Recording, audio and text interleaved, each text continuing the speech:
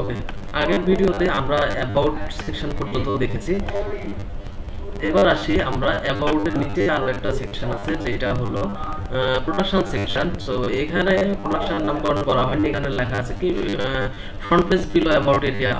Front পেজে about এরিয়ার below মানে হচ্ছে অ্যাবাউট এরিয়ার নিচে যে সেকশনটা আছে সেটার কথা বোঝানো হয়েছে। তো আমরা হচ্ছে এখানে যদি এক্সপান্ড করি যে এখানে আসলে কি আছে, এই টেক্সটটা এখানে দেখলে যে এটা কি প্রোডাকশন। তো প্রোডাকশন এরিয়ার জন্য এখানে কন্টেন্টগুলো দেওয়া আছে।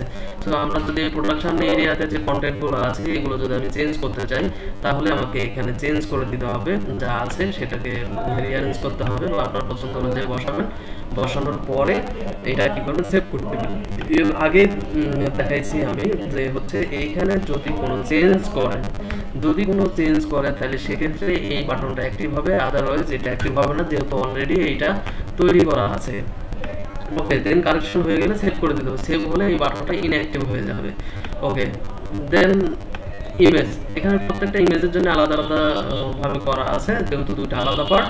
এই ইমেজটাকে যদি চেঞ্জ করতে চাই তাহলে হচ্ছে যে front page build about image.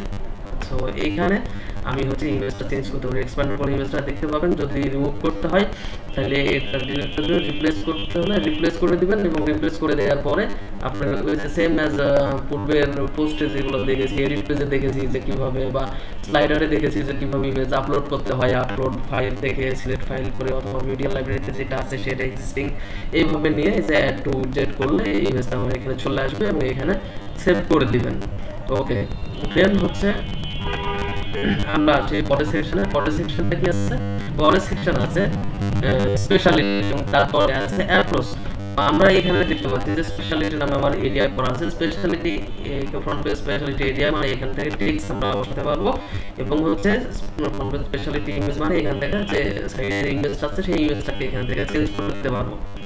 ওকে, দেন তারপরে আছে কি এখানে আমাদের approach area. Same as approach area তো একই সিস্টেম ভাবে করা আছে। অ্যাপ্রোচ থেকে এখানে অ্যাপ্রোচের কন্টেন্টগুলো চেঞ্জ করে দেব, এবং অ্যাপ্রোচের ইমেজ এখান থেকে অ্যাপ্রোচের ইমেজটা চেঞ্জ করে দেব।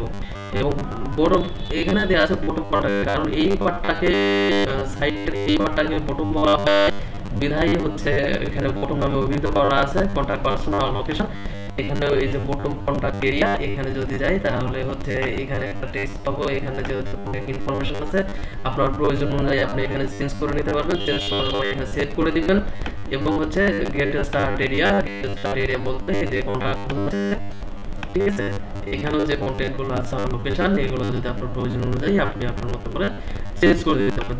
তো আমার হচ্ছে এই পার্টগুলো একবারে কমপ্লিট